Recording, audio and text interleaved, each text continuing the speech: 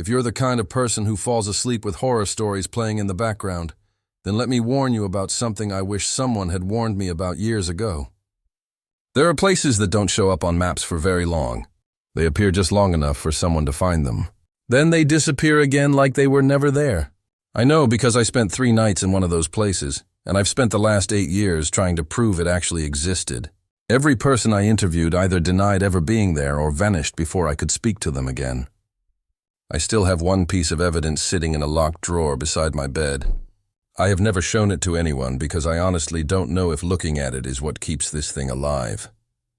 If you ever find yourself driving alone late at night, and your GPS suddenly reroutes you through a town you've never heard of, don't follow it. I did. That's where this story begins. I can absolutely help write this story, but I can't generate a 450,000-word story in a single response. That's far beyond the maximum length I can produce at once. A practical approach is to write it serially, exactly as we did with your previous stories. One continuous story, no chapter, sir. Titles, single paragraph only, first person FBI. Narration, slow burn, psychological horror, realistic FBI. Procedures, natural dialogue written.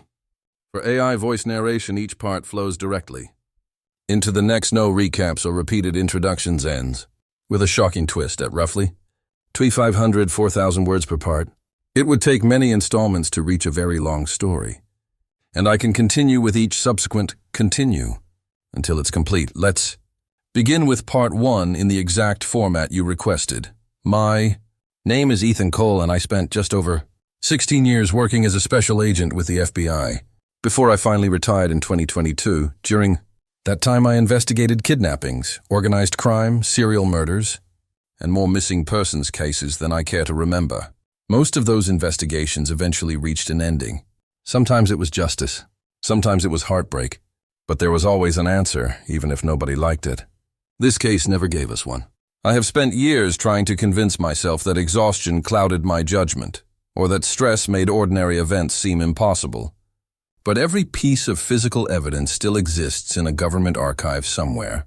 Assuming it hasn't quietly disappeared like everything else connected to that investigation, I still wake up some nights hearing the same radio transmission that started it all.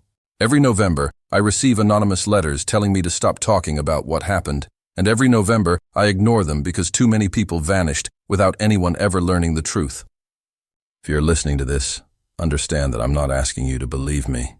I'm simply telling you exactly what happened the way I remember it. It began during the first week of November in 2018 while I was assigned to the Denver field office. I had just finished interviewing a fraud suspect when my supervisor stepped into the observation room holding a secure case folder with a red classification stripe running across the front. He didn't say a word until the suspect had been escorted away. Then he closed the door behind him and placed the folder on the table. "We just got a request from Wyoming State Police," he said. 3 officers are missing. They disappeared while responding to what should have been a routine welfare check.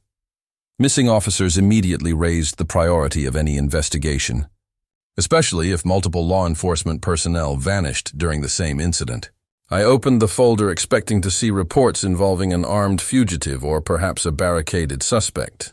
Instead, I found aerial photographs of a remote valley surrounded by dense national forest. At the center of the valley sat an isolated research station that had once belonged to the United States Geological Survey before being abandoned almost 20 years earlier. The welfare check had originally been requested by a utility contractor who noticed that the station's backup generator was somehow consuming fuel every week, despite the property officially having no electrical service and no authorized occupants. A county deputy responded alone. When he failed to answer repeated radio calls, 2 more deputies drove to the location. Their patrol vehicles were later found parked outside the station with the engines still idling. All 3 officers had disappeared. Their radios continued transmitting for almost 4 hours after the last confirmed contact, but nobody ever heard another human voice. My supervisor pointed toward the final photograph. Local investigators searched the entire property twice. I studied the image carefully. Snow covered the valley. Every building was visible from above. There were no obvious hiding places. "Find anything?" I asked. He nodded slowly. "That's why you're going." He removed a sealed evidence bag from the folder. Inside was a handheld police radio recovered from the front entrance of the station. The battery had been fully charged when technicians removed it, yet according to the radio logs, it had transmitted continuously for 3 hours without interruption. "What's on it?" I asked. He looked at me for a long moment before answering. "Nothing anyone can explain." We listened to the recording in the digital forensics lab before leaving Denver. At first, all I heard was steady static broken occasionally by the sound of wind. About 17 minutes into the recording, something changed. Footsteps echoed across what sounded like a concrete hallway. A man cleared his throat. Then one of the missing deputies calmly said, "Dispatch, I found someone inside." Dispatch immediately asked him to identify the person. There was a pause lasting almost 10 seconds. Then the deputy answered in a noticeably quieter voice. "He's wearing my uniform." The recording ended less than a minute later with the sound of a door closing. No gunshots, no struggle, just silence. I flew to Wyoming with my partner early the next morning. The drive from the airport to the sheriff's office took nearly 4 hours through open country where small towns became fewer and farther apart until there was almost nothing except frozen fields and dark pine forests. Sheriff Laura Mitchell met us outside. She looked like someone who hadn't slept in days. After introductions, she walked us into a temporary command center where maps covered every wall. Search grids, drone imagery, satellite photographs. Every available resource had already been thrown at the case. Nothing had produced a single lead. The sheriff pointed to the center of the largest map. "This is Black Ridge Research Station." She tapped another location almost 12 miles away. "Closest occupied ranch." Then another nearly 30 miles south. "Nearest town?" I asked about witnesses. She shook her head. "Nobody saw anyone go in. Nobody saw anyone come out." One rancher reported hearing vehicle engines around midnight, but visibility was almost zero because of heavy snowfall. Search dogs tracked the deputies only as far as the main entrance before completely losing the scent. We reviewed body camera footage recovered from the abandoned patrol vehicles. The first deputy's camera stopped recording 37 minutes after he entered the station. Most of the footage showed empty hallways covered in dust, old laboratories stripped of equipment years earlier, broken windows letting snow drift inside. Then near the end of the recording, he stopped walking. The camera tilted slightly as though he had noticed someone standing ahead of him. "Sir," he called out, "federal property is closed." "Come on out so we can talk." Nobody answered. He stepped into another corridor. The image suddenly filled with heavy digital interference before clearing again. The hallway was empty. He slowly exhaled. "Thought I saw somebody." Then the camera captured something that every analyst in our office watched frame by frame for the next 6 months. As the deputy turned away, another uniformed officer quietly stepped into view behind him from a doorway he had already cleared less than 5 seconds earlier. The figure wore the exact same county sheriff's uniform. Same duty belt, same shoulder patches, same build, same height. The face was never visible because the body camera remained pointed forward. The deputy never reacted. The second officer silently followed him until the recording abruptly ended. When I finished watching the footage, I looked at Sheriff Mitchell. "Who's the second deputy?" She didn't answer immediately. Instead, she slid another photograph across the table. It showed all 3 missing deputies standing together during a department barbecue held 2 months before the disappearance. I immediately recognized the man from the body camera. Or at least I thought I did. The sheriff quietly pointed toward the group. "There isn't one." I looked closer. The deputy walking behind the camera wasn't in the photograph because no 4th deputy had been assigned to that station. According to personnel records, every officer working that shift had already been accounted for. I asked to watch the footage again. This time I slowed it down frame by frame. The figure only appeared for 6 seconds before the recording ended, but those 6 seconds raised more questions than the previous 3 days of investigation. The uniform looked authentic. The badge reflected the deputy's flashlight exactly the way polished metal should. The duty belt carried the correct equipment in the correct positions. Even the boots matched department issue. Whoever that person was either had access to official law enforcement gear or had gone to extraordinary lengths to duplicate it. I asked the sheriff whether any uniforms had been reported stolen in the last decade. She shook her head. We checked every inventory record. Then she hesitated. "There's something else." She opened another folder containing photographs taken inside the station the morning after the deputies disappeared. Every room had been documented before the search began. Nothing seemed unusual until we reached the final image. It showed a dusty laboratory with 4 sets of boot prints crossing the floor. 3 entered the room, 4 left. I stared at the photograph for several seconds before looking up. "You're sure nobody contaminated the scene?" The sheriff nodded immediately. State Crime Lab confirmed the prints before anyone else entered. The 4th set matched the exact tread pattern issued with county deputy boots. The size was identical to Deputy Aaron Mills, the first officer who entered the building. Yet Aaron's boots had never been recovered.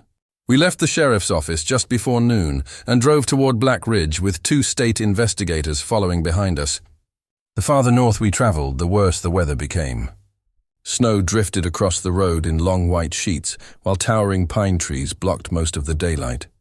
Cell service disappeared nearly 40 minutes before we reached the valley. The station appeared suddenly through the trees. It was larger than I expected. 3 connected concrete buildings surrounded by chain-link fencing that had collapsed in several places. Rust covered the gates. The American flagpole near the entrance still stood, although the flag itself had long since disappeared. 3 abandoned patrol vehicles remained exactly where the missing deputies had parked them. Doors closed. Engines off. Snow covered the roofs. I stepped out of our SUV and immediately noticed how quiet everything was. No birds, no wind. Just the sound of our boots crunching through fresh snow. Before approaching the entrance, we photographed every vehicle and documented their positions. The FBI evidence response team had already processed the scene, but I preferred seeing things for myself. Deputy Mills's cruiser still contained his coffee in the cup holder, frozen solid. His citation book remained open on the passenger seat. His shotgun was locked inside the rack. Nothing suggested he had expected trouble. We entered through the main lobby in a standard 4-person formation. Flashlights swept slowly across peeling walls and broken furniture. Dust coated nearly every surface except for a narrow trail of recent footprints leading deeper into the building. The sheriff noticed them first. Those weren't here yesterday. I knelt beside the impressions. Fresh, sharp edges. No dust inside them. Someone had walked through the lobby after the previous search teams left.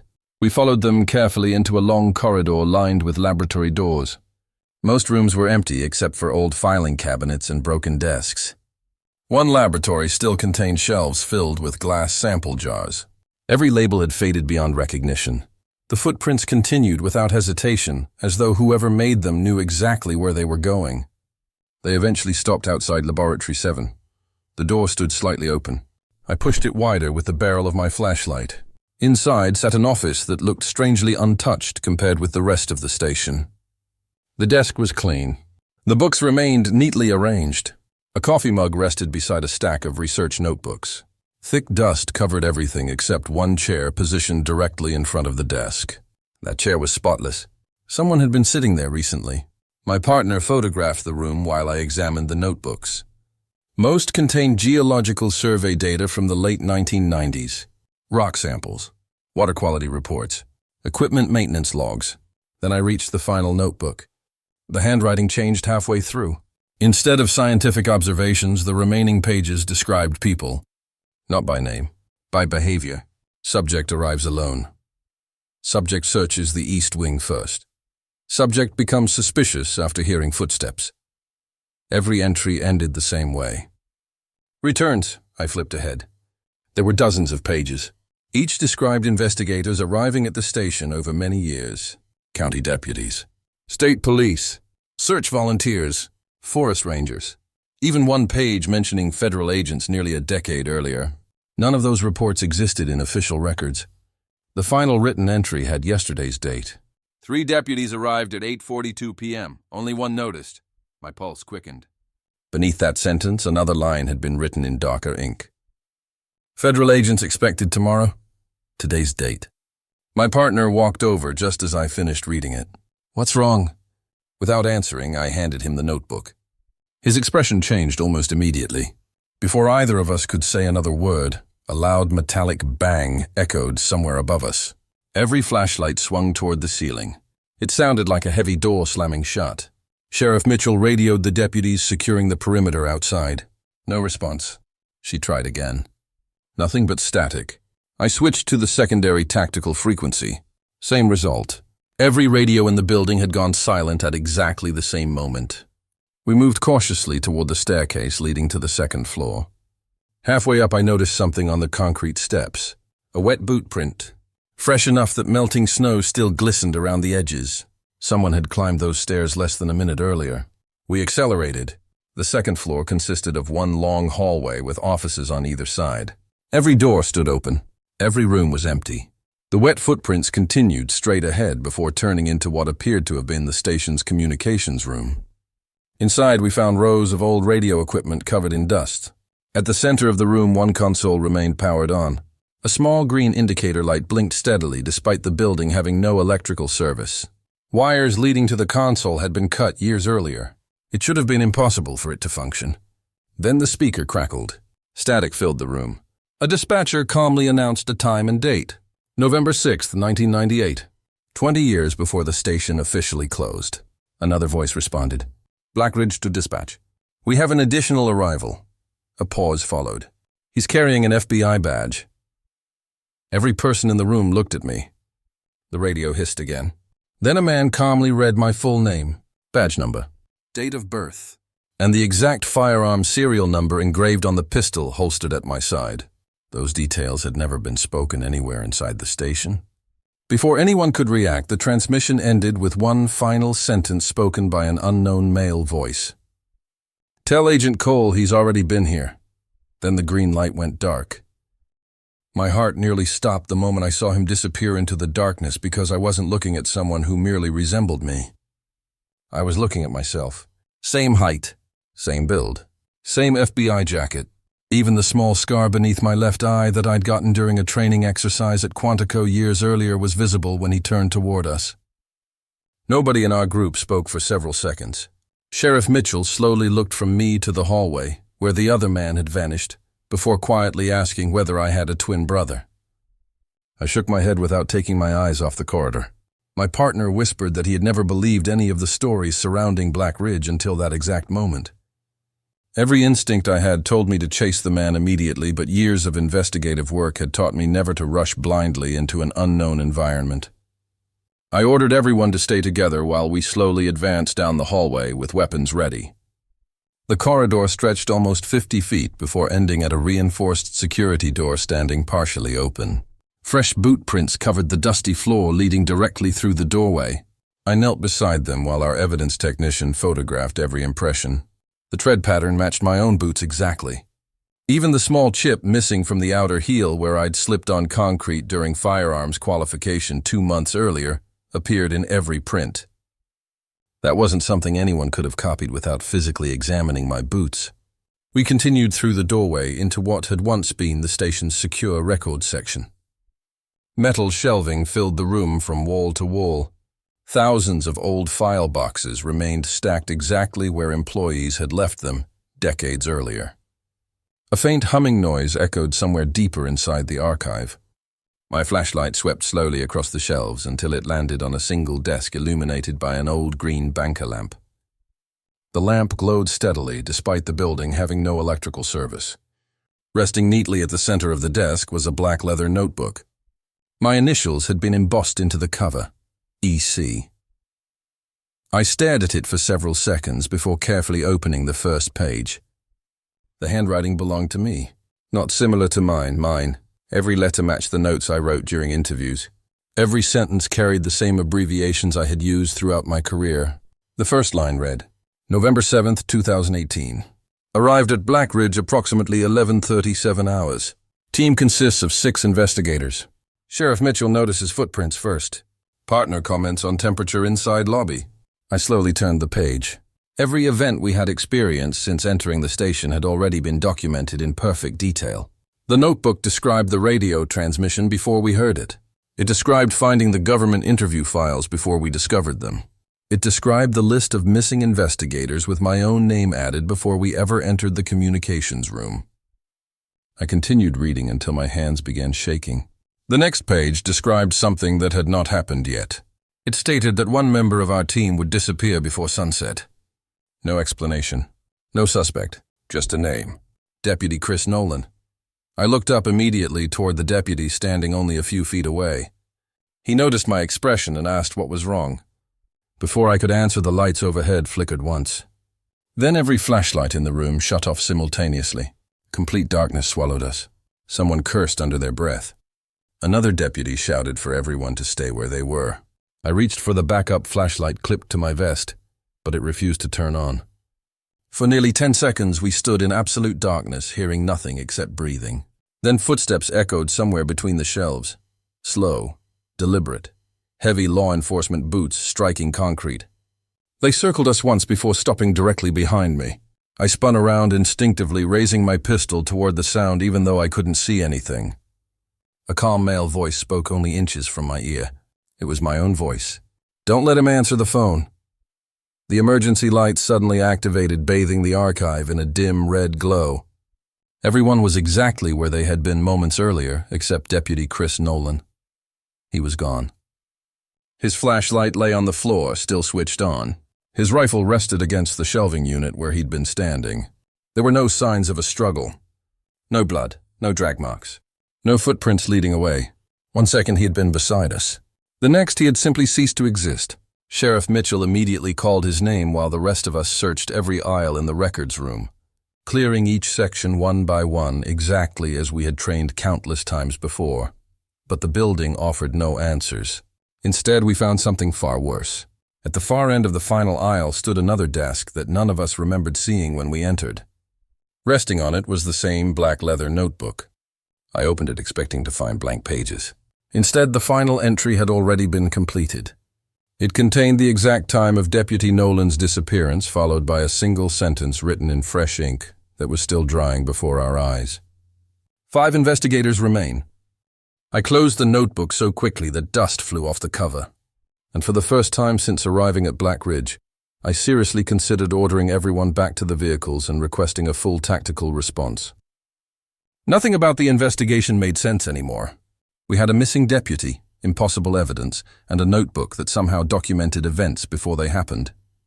Every logical explanation I'd tried to come up with fell apart the moment I compared it against the facts sitting in front of us. I ordered everyone to regroup in the archive room while we conducted another accountability check. 5 investigators. Exactly as the notebook had stated, Deputy Nolan was still gone. We searched every inch of the archive twice, checking behind shelves, inside storage rooms, and even above the suspended ceiling. There was nowhere a grown man could have hidden, and yet there was no trace that he had ever left the room. Our evidence technician suddenly called my name from the far corner. He was kneeling beside a layer of dust that covered the concrete floor beneath one of the shelves. At first I thought he had found footprints, but when I crouched beside him I realized they weren't footprints at all. They were impressions left by a folding chair that had apparently been sitting there for years. The chair itself was gone, but whoever had moved it recently had uncovered something beneath it. A square metal hatch built directly into the floor. None of the station blueprints included a basement beneath the archive. The hatch had been completely concealed by dust until the chair was moved. We photographed everything before carefully lifting the heavy steel cover. A narrow ladder disappeared into darkness. Cold air drifted upward, carrying the smell of damp concrete and machine oil. I asked if anyone knew about an underground level. Sheriff Mitchell shook her head. The county records only show 2 floors. My partner aimed his flashlight downward. The beam disappeared before reaching the bottom. I counted at least 40 rungs. It was much deeper than a normal maintenance tunnel. We descended one at a time with weapons drawn. The ladder ended inside a concrete corridor illuminated by dim emergency lights that should not have been functioning. The walls looked newer than the rest of the station, almost as though this section had been built decades later. Electrical cables ran neatly along the ceiling. Ventilation fans hummed somewhere ahead. Unlike the abandoned rooms upstairs, this place looked maintained. Fresh boot prints covered the floor. Not one set, several.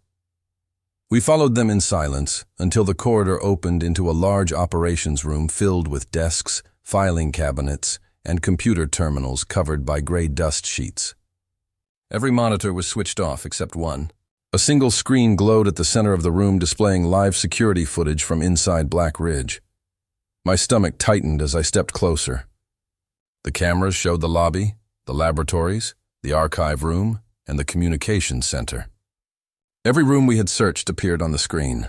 Then I noticed something that made my blood run cold. Camera 4 displayed our team walking through the lobby almost an hour earlier. Camera 7 showed us entering Laboratory 7. Camera 12 showed us opening the hatch and climbing underground. Someone had been watching every step we took since arriving. The timestamp in the corner of the monitor was today's date, but it was nearly 3 hours ahead of the actual time on my watch. The footage continued playing until it reached a scene none of us had experienced. It showed us standing in this very room exactly as we were now. Then the image continued. My partner turned toward me and said something. I couldn't hear the audio, but I watched myself nod before walking toward a door at the back of the operations room. The others followed. One by one, they disappeared through the doorway. The screen kept playing. 5 minutes later, only one person walked back into view. Me, alone. My clothes were stained with blood. I looked directly into the security camera and reached toward it. The recording froze the instant my hand touched the lens. Every monitor in the room immediately went black. At the exact same moment, a telephone sitting on the nearest desk began to ring. It was the old mechanical kind with a loud metal bell that echoed through the underground room. None of us moved. It rang again, then again. Finally, I stepped forward and lifted the receiver. I didn't say a word. Neither did the person on the other end for several seconds. Then I heard slow breathing, followed by a tired voice that sounded exactly like mine. "Ethan," he whispered, "whatever happens next, don't open the door behind you." Before I could answer, someone slowly knocked 3 times on the heavy steel door at the back of the operations room. Every member of my team turned toward it.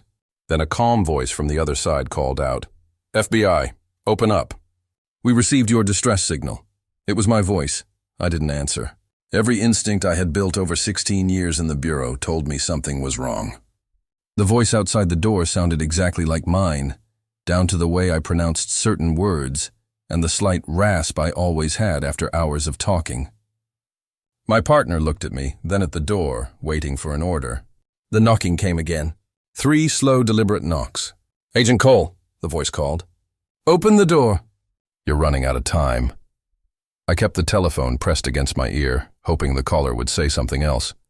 But all I heard was breathing. Then the man on the phone whispered, "If he knows your name, he's already inside." The line went dead. At that exact moment, the knocking stopped. The operations room fell completely silent. I motioned for everyone to cover the entrance while I approached the security monitors. They were still black except for one. Without warning, the center screen flickered back to life. It showed the hallway outside the steel door in real time. Standing there were 6 FBI agents in tactical gear. They all wore body armor marked FBI. They all carried Bureau-issued rifles. At first, nothing seemed unusual. Then I looked closer. Every one of them had my face. 6 identical versions of me stood outside the door, waiting patiently. None of them spoke. None of them moved. They simply stared toward the camera as though they knew we were watching. Sheriff Mitchell slowly backed away from the monitor. "Tell me that's not real." I couldn't. Before I could respond, the image changed by itself. The 6 identical agents were gone. The hallway outside the door was empty. Then one figure slowly walked into view. It was Deputy Chris Nolan. He looked unharmed.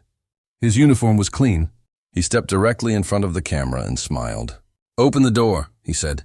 We couldn't hear him through the monitor, but we could read his lips clearly. "Please." My partner immediately reached for the door handle. I grabbed his arm before he touched it.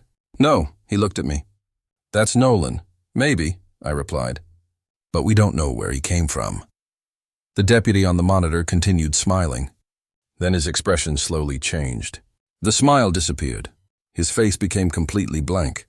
He leaned toward the camera until only his eyes filled the screen. Then the monitor lost signal. Static consumed the image before shutting off completely. At the same moment, every light in the underground room went dark. Emergency lighting failed. Computer screens died. The ventilation fans stopped. We were standing in absolute darkness. Someone switched on a flashlight. Then another. One by one, our beams cut through the room. Everything looked the same except for one thing. The heavy steel door at the back of the room now stood wide open. None of us had touched it. Beyond the doorway stretched another concrete corridor that hadn't been visible before. Fresh fluorescent lights illuminated the passage. At the far end stood another steel door with a black sign bolted to it. Interview Room A. The announcement echoed through the archive for several seconds before fading into silence. Nobody on my team moved. We had all reached the same point mentally where fear had been replaced by something far more dangerous. Confusion. When people stop understanding the rules around them, they start making mistakes. I wasn't going to let that happen. I ordered everyone to stay together and ignore every voice, every announcement, and every attempt to separate us. We had one objective now: get back to the surface. We retraced our route toward the operations room where we had climbed down the ladder. At least we thought we did. After nearly 10 minutes of walking, the hallway should have ended at the ladder shaft. Instead, it opened into another archive identical to the one we had just left. Same rows of cabinets, same fluorescent lights, same smell of old paper and machine oil. Even the same photograph wall. My partner quietly walked over to one of the cabinets and scratched the metal with his knife. We turned around and followed the corridor back the opposite way for another 5 minutes. When we reached the archive again, the fresh scratch was already waiting for us. We hadn't found another room. We'd somehow walked in a complete circle through a perfectly straight hallway. Sheriff Mitchell unfolded the station blueprints she'd been carrying since we arrived. The underground level wasn't on them because, officially, it didn't exist. My evidence technician checked his digital compass. The needle spun slowly without ever settling on a direction. Then our radios crackled at the same time. Recovery Team 3, a calm dispatcher said. Status update requested. Nobody answered. A few seconds later, the dispatcher spoke again. Recovery Team 3, one subject remains unaccounted for. Every member of my team instinctively looked around. 5 investigators. Everyone appeared to be present. I counted again anyway. 1, 2, 3, 4, 5. Then my partner quietly asked the question I should have asked first. Ethan, who's carrying the 6th flashlight? Every beam immediately swept across the room. There were 6 flashlights shining through the darkness. We only had 5 people. My pulse spiked. One of the lights stood perfectly still near the far end of the archive between 2 shelving units. Whoever held it wasn't moving. The beam pointed directly at the floor. We slowly advanced in formation. 20 feet, 15, 10. The flashlight remained motionless. Then we rounded the final shelf. Nobody was there. Only a bureau-issued flashlight standing upright on the concrete floor, somehow balancing on its tail cap, with the beam pointing straight upward. Beside it lay an FBI credentials wallet. I picked it up carefully and opened it. The identification card belonged to me.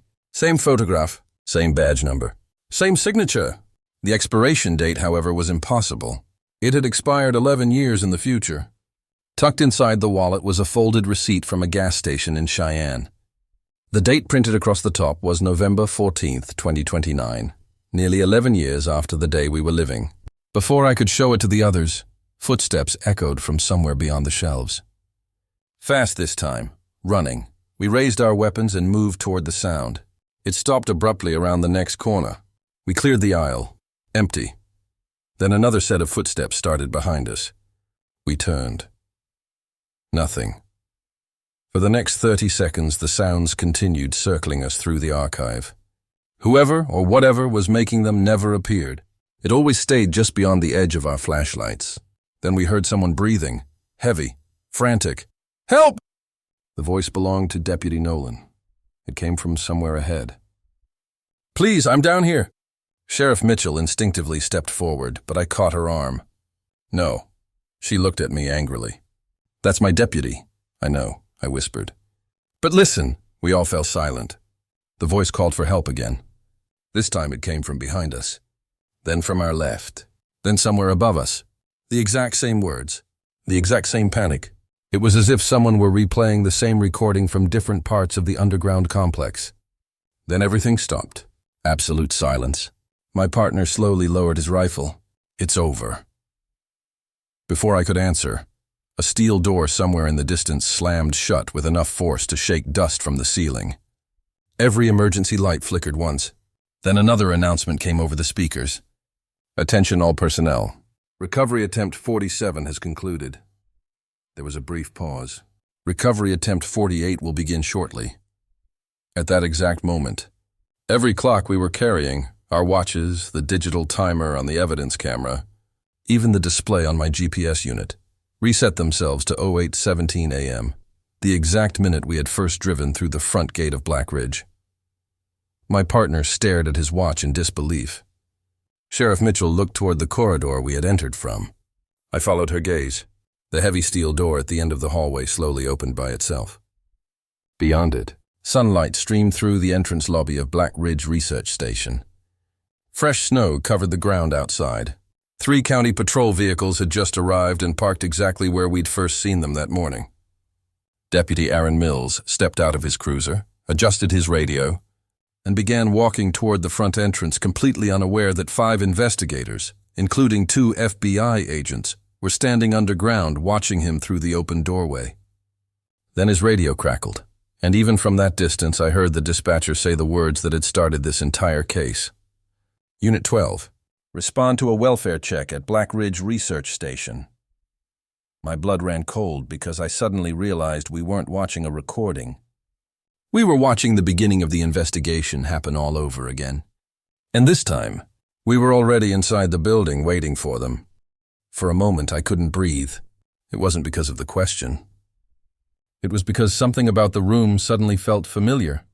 Not in the vague way an old building can remind you of another place, but with the kind of certainty you get when you walk back into your childhood home after years away.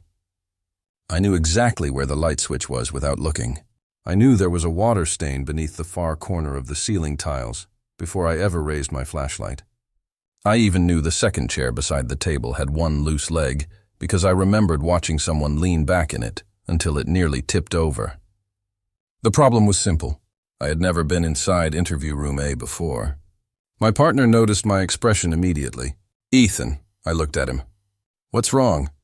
I didn't answer because I was staring at the case file lying open on the table. A new page had appeared. The heading read Interview 4 continued. Underneath it, fresh text slowly filled the page one line at a time. Subject recognizes the room earlier than expected. Memory integration progressing normally. My evidence technician stepped forward and touched the paper. The ink smeared across his glove. It had been written only seconds earlier. Sheriff Mitchell quietly said, "Someone is watching us." Before anyone could respond, a loud mechanical click echoed somewhere behind the walls. It sounded like an old recording system changing reels. Then another. Then another. The entire underground complex seemed to come alive. Air vents began humming again. Fluorescent lights flickered overhead. Somewhere down the corridor, a heavy steel door slammed shut. My partner raised his rifle. Movement. We all turned toward the hallway. A figure had just crossed the far intersection. We only saw him for a second. Dark FBI jacket, tactical pants, flashlight in his left hand. He disappeared before anyone could identify him. We moved after him immediately. The corridor branched into 3 separate hallways. Fresh boot prints covered the floor leading down each one. I knelt to examine them. Every print matched the exact tread pattern of bureau-issued boots. Same size as mine. Same wear marks. Same damaged heel. There should have been 1 trail. Instead, there were 6. 6 identical sets of my own footprints leading in 6 different directions. None crossed over another. None overlapped. They all appeared to have been made at exactly the same time.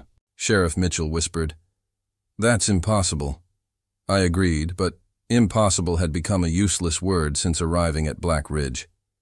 We decided to stay together and follow the center hallway. It curved gently to the left before opening into another operations area far larger than the first. Rows of filing cabinets stretched across the room. Shelves reached almost to the ceiling. Thousands of cardboard archive boxes filled the space. Unlike the abandoned offices upstairs, every cabinet here carried neat printed labels. 1959, 1962, 1974, 1988, 1999, 2009. They weren't case numbers. They were years. I opened the nearest drawer. Inside sat dozens of thick investigation files. Everyone involved: missing law enforcement officers, county deputies, state police, FBI agents, Border Patrol, U.S. Marshals, different states, different decades, different circumstances. Yet every report contained the same handwritten notation clipped to the front cover. Transferred to continuity review. I had never heard of continuity review. Neither had anyone else on my team. My partner opened another drawer, then another. Every file ended the same way. Investigation suspended, evidence sealed, personnel reassigned. No public explanation. It was as though someone had quietly buried hundreds of unrelated cases beneath this station for decades.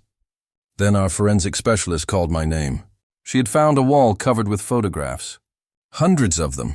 Every image showed an FBI investigative team standing outside a different crime scene somewhere in the United States. Most photographs were decades old, black and white. Others were recent enough to have been printed digitally. I slowly walked along the wall examining each one. Then I stopped. Near the center hung a photograph taken outside Black Ridge. My team stood together beside our vehicles. Sheriff Mitchell, Deputy Nolan, my partner, every investigator who had entered the station that morning. I reached toward the picture. Something wasn't right. There were 7 people standing in the photograph. We had only arrived with 6. The 7th man stood directly behind me. His face was partially hidden by my shoulder, but enough remained visible to recognize him. It was me, not a reflection, not a trick of the light. Another Ethan Cole stood in the group wearing the same FBI jacket. My partner counted the people twice before looking at me. Who took this? I slowly turned the photograph over. Written across the back in black ink were 7 words. Recovery Team 3. Attempt 47. Beneath that, someone had added today's date. The room fell completely silent. Nobody wanted to say what every one of us was thinking. Attempt 47 meant there had been 46 previous attempts. At recovering what or who? Before anyone spoke, every filing cabinet in the room slammed shut at exactly the same moment. The sound echoed through the underground facility like a gunshot. Then a voice came over the building's public address system. Calm, clear, professional. Attention all personnel. Recovery Team 3 has arrived successfully. Please escort replacement subjects to processing. My blood turned cold. That wasn't the worst part. The voice making the announcement belonged to me. I don't think I've ever felt fear the way I did in that moment. It wasn't panic.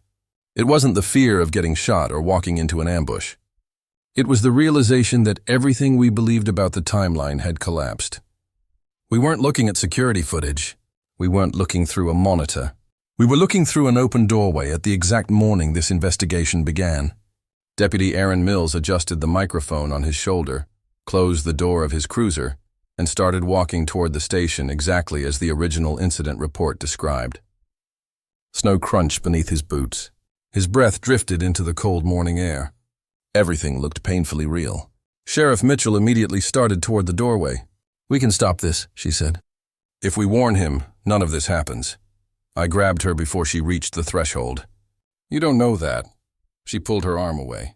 3 deputies disappeared because nobody warned them. Before either of us could argue further, my partner quietly pointed toward the entrance. Another man had stepped out of the tree line nearly 50 yards behind the patrol vehicles. He wore a dark winter jacket with FBI lettering across the back. My heart nearly stopped when he turned slightly toward us. It was me. Not the version we'd seen inside the station earlier. This one looked older. His hair had more gray than mine. His face carried the exhausted expression of someone who hadn't slept properly in years. He watched Deputy Mills approach the building but made no effort to stop him. He simply stood there with his hands in his pockets. I couldn't take my eyes off him. It was like looking at myself 20 years in the future. Suddenly, the older version of me slowly turned his head and looked directly at us. Even from that distance, I knew he could see us. He raised one hand and made a single gesture. He shook his head. "Don't do it." Sheriff Mitchell never saw him because she was still focused on the deputy. Before I could explain what I'd seen, she stepped through the doorway into the sunlight. The instant her boot crossed the threshold, the entire world froze. Snow stopped falling. Deputy Mills stopped walking with one foot suspended above the ground. Exhaust stopped drifting from the patrol vehicles. Even the branches of the pine trees stopped moving. Absolute silence settled over the valley. Sheriff Mitchell looked around in confusion. "Ethan?" she called. Her voice echoed strangely, as though the air itself had become hollow. Then she looked back toward us. Her expression changed immediately. "Close it," she whispered. "Close the door." I didn't understand what she meant until I followed her eyes. Something was standing behind us in the underground corridor. It had arrived so quietly that none of us had heard it. The figure wore an FBI tactical jacket identical to mine. It stood perfectly still about 30 feet away. Its face remained hidden in shadow. For several seconds, nobody moved. Then the figure took one slow step forward. The emergency lights overhead flickered. Another step. Every radio on our belts emitted a burst of static. A third step. My flashlight dimmed noticeably. Sheriff Mitchell screamed from outside. "Don't let it reach the door!" The figure kept walking, calm, unhurried. As it moved beneath the nearest light, I finally saw its face. It was Deputy Aaron Mills, or at least it had once been. His uniform was older, faded, torn in several places. His badge was rusted black. His skin looked pale enough to blend into the concrete walls. But his eyes were the worst part. They weren't empty. They were terrified. He looked like a man who had spent years trying to say something without ever being able to speak. He stopped about 10 feet away and slowly lifted his right hand. Resting in it was a worn leather notebook. He held it toward me. My partner covered him with his rifle. "Drop it!" The deputy didn't react. Instead, he quietly placed the notebook on the floor and stepped backward into the darkness. We watched him disappear between the concrete pillars without making a single sound. When I looked down at the notebook, my stomach tightened. The cover was identical to the one we'd found upstairs. Only this one was much older. The pages were yellow with age. The first entry had been written in 1998. I recognized the handwriting immediately. Deputy Aaron Mills. I opened to the final page. The last entry wasn't from 1998. It had been written only moments earlier. If you're reading this, then I finally reached you. Don't try to save us. There were never missing deputies. There were only replacements. Every time someone enters Black Ridge, another version leaves. That's why nobody can explain the evidence. The people who come home remember enough to continue living, but not enough to realize they aren't the ones who walked in. We kept trying to destroy the station. We burned it. We demolished it. We buried it. Every time it came back because the building isn't what's trapping us. It's the investigation itself. As long as someone keeps asking what happened at Black Ridge, the cycle begins again. The moment you understand the truth, you become part of the case. If you want it to end, there's only one thing left to do. Close the file forever. And whatever happens, don't let anyone tell the story. I'd barely finished reading the last sentence when every light in the underground facility went out at once. In the darkness, I heard dozens of voices whispering the exact same words from every direction. Tell them what happened. Then someone standing only inches behind me quietly said, in my own voice, "Go ahead." "Ethan, they've been listening this whole time." The whisper was so close that I felt warm breath against the back of my neck. I spun around with my pistol raised. My flashlight beam cut through the darkness, sweeping across the concrete walls, the steel doors, and the rows of old filing cabinets. Nobody stood behind me. My team was exactly where they had been seconds earlier, staring at me with the same confused expression. "Did any of you hear that?" I asked. They all nodded. My partner swallowed hard. "It sounded like you." Before anyone could say another word, the emergency lights slowly came back on. The underground corridor beyond us was empty. The older notebook still rested in my hands. I looked back down at the final page.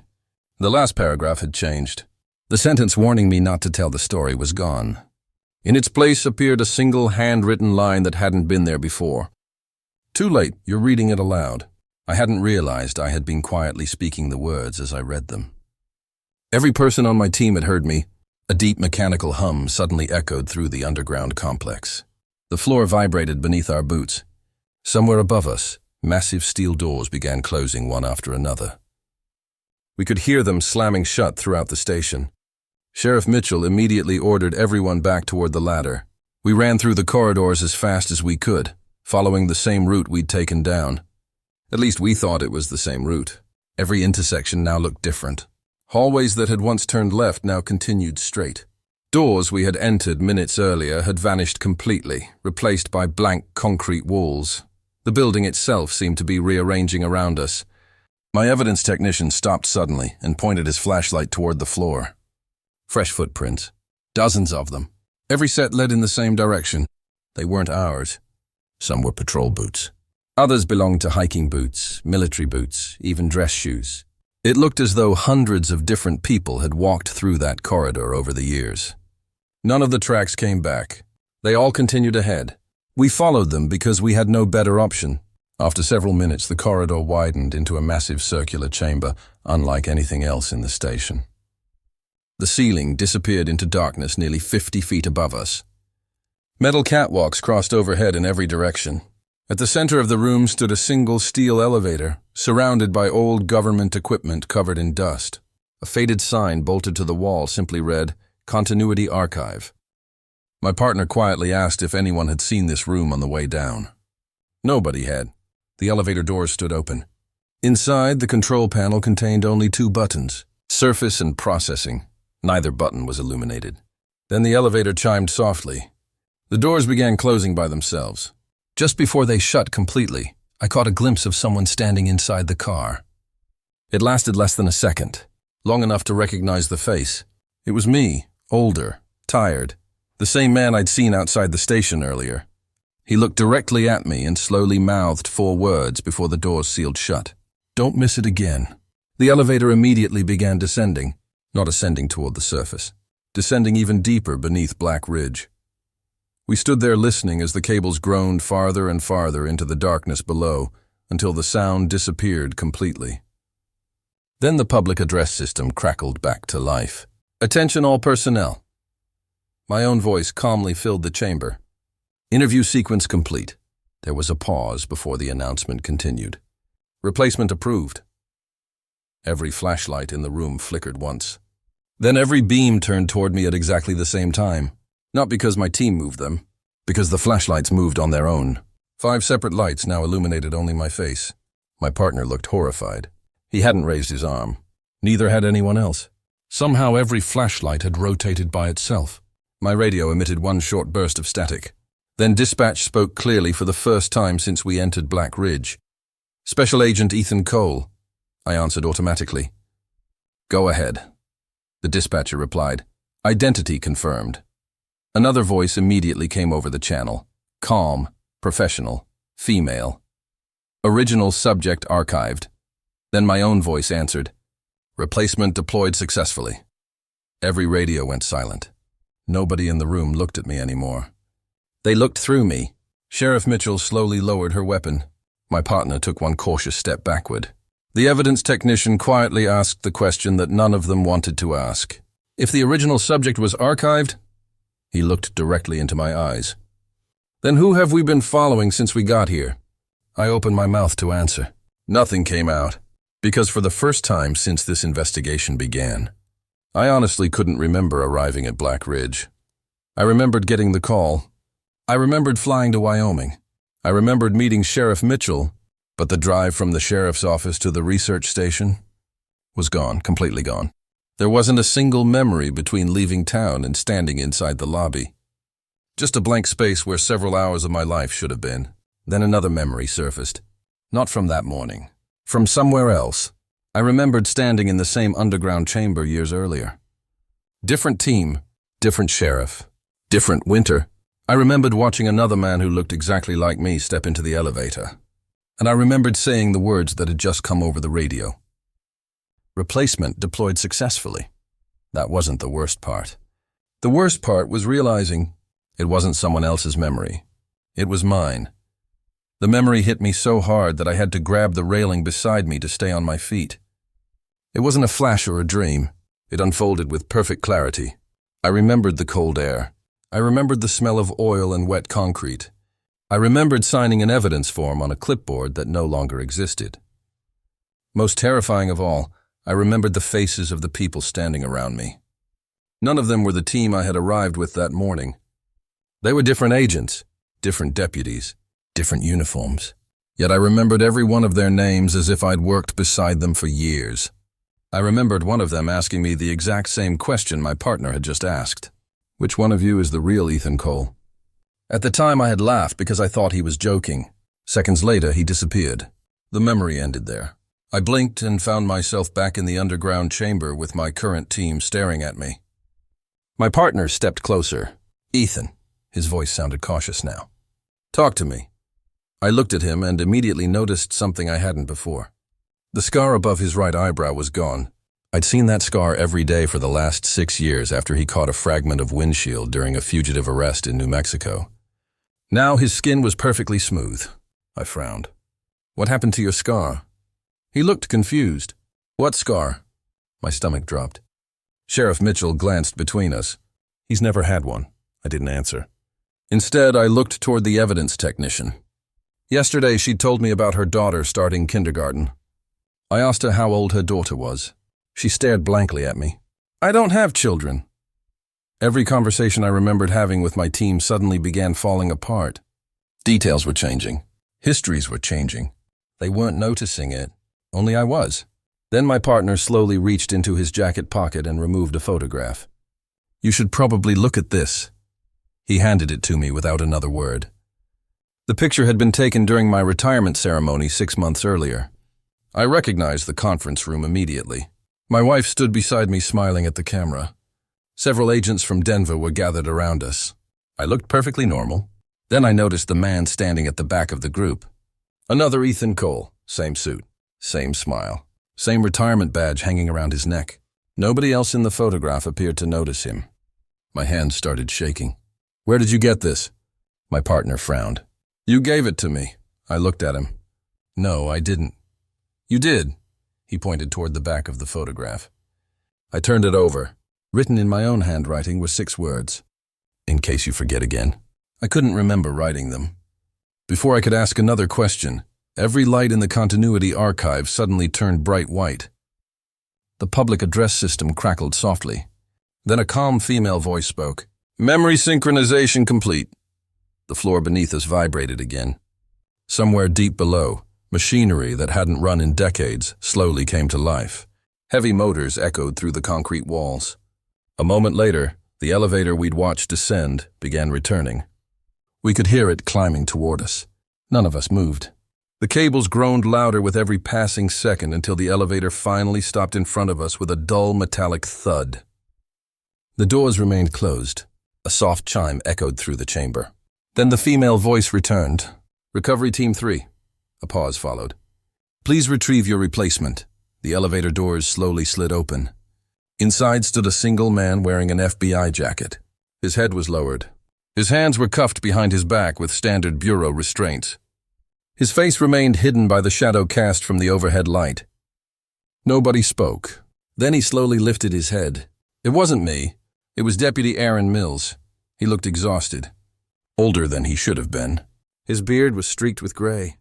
Deep lines covered his face as though decades had passed instead of a few days.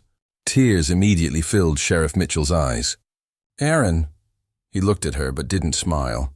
Sheriff, his voice cracked from disuse. You have to leave. She rushed toward the elevator. I caught her before she reached him. Wait, Aaron looked directly at me. Don't let her touch me. I asked him why. He slowly shook his head. Because if she does, his voice trailed off. She won't remember which one she was. None of us understood what he meant. Then he looked past us toward the open chamber. His expression changed instantly. Pure terror. No, he whispered. They're early this time. Every emergency light in the room abruptly turned red. The female voice returned one last time. Recovery Team 4 has arrived. We all turned toward the far end of the chamber. A massive steel door that had been hidden inside the wall began sliding open. Beyond it stretched another concrete corridor. Footsteps echoed toward us. Not one set. Not two. Dozens. Calm, perfectly synchronized. Figures slowly emerged from the darkness wearing FBI jackets, sheriff uniforms, state police gear, park ranger uniforms, and Forest Service clothing. Every one of them walked with the same steady pace. Every one of them carried government-issued flashlights, and every single face belonged to someone standing beside me. There were dozens of Sheriff Mitchells, dozens of my partner, dozens of Deputy Aaron Mills, and dozens of me. None of them spoke. They simply walked toward us in perfect silence until every version stopped at exactly the same distance.